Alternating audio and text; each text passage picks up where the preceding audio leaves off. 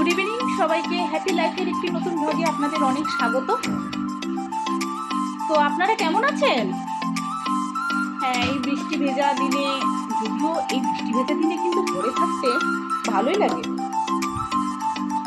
কিন্তু যারা কাজে বেরোন তাদের এই কাদা, বৃষ্টিতে কোনো এমনি ক্ষতি নেই, কিন্তু এই কাদার মধ্যে যে তাদের যাতায়াত করতে হয় এটাই তো সমস্যা হয়েছে। আচ্ছা যাই হোক, কি আর করা যাবে বলুন। এই রোদ হলেও আমাদের সমস্যা, আবার বৃষ্টি হলেও আমাদের সমস্যা। তো এই বৃষ্টি ওয়েদারে একটা মাথায় প্ল্যান আসলো, আমি বোন আর মাকে বললাম যে চল দই ফুচকা খেয়ে আসি। তো ওরাও রাজি হয়ে গেল।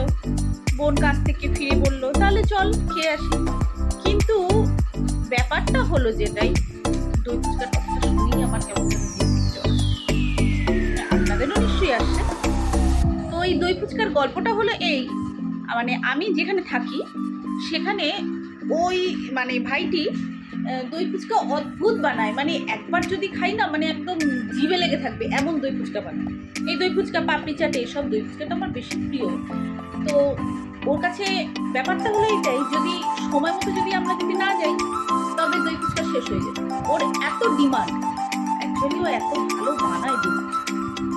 তো অনেকদিন এমনও হয়েছে যে আমি মা দই ফুচকা খেতে গিয়েছি, তখন ও বলছে দিদি এত দেরি করে আসলে, আজকে তো শেষ। তো এরকম প্রায় হয়েছে। তো এই একটা আশা নিয়ে যে যাবো, যে দই ফুচকা খাবো, কিন্তু এই তারপরে যে নিরাশা হয়ে যে আসতে হয় না, ওইটাই আমার সব থেকে বড় খারাপ লাগে।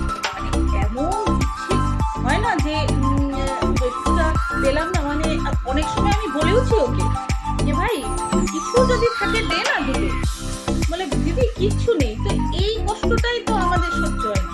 সেই জন্য ভাবছি যে আজকে একটু তাড়াতাড়ি গিয়ে এই দই ফুচকা খাবো। এই দেখুন মা তো রেডি একদম, যদিও মাকে জোর করেছি আমি,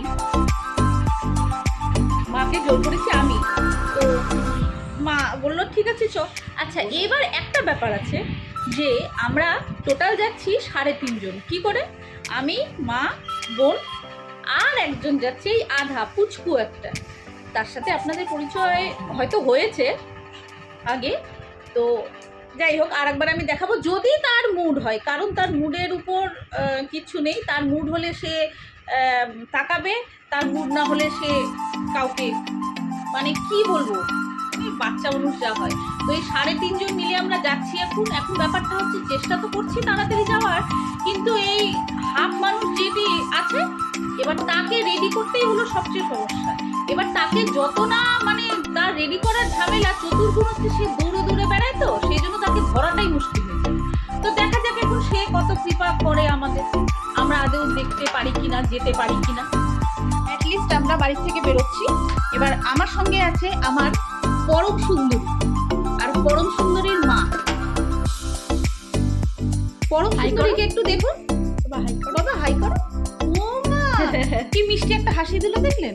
এখন ওর মুডটা আছে। তবে চলুন আর কথা বাড়িয়ে লাভ নেই, এবার আমরা আমাদের উদ্দেশ্যে রওনা দিই। আর এই যে মা আর আমার বোনের মাঝখানে পুচকু যাচ্ছে।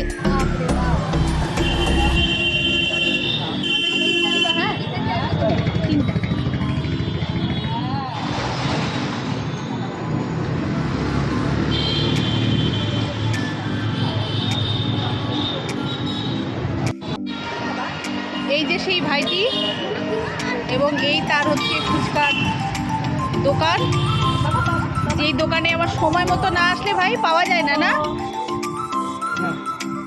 তো অদ্ভুত ভাই, তোমার এটা কতদিনের দোকান? 6 বছর হয়ে গেল। আচ্ছা, তোমার বাড়ি কোথায়? তোমার নাম?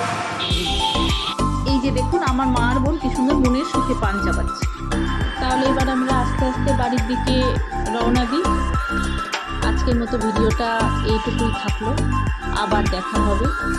আর ভিডিওটা যদি ভালো লাগে অবশ্যই লাইক, কমেন্ট, শেয়ার করবেন। শুভরাত্রি।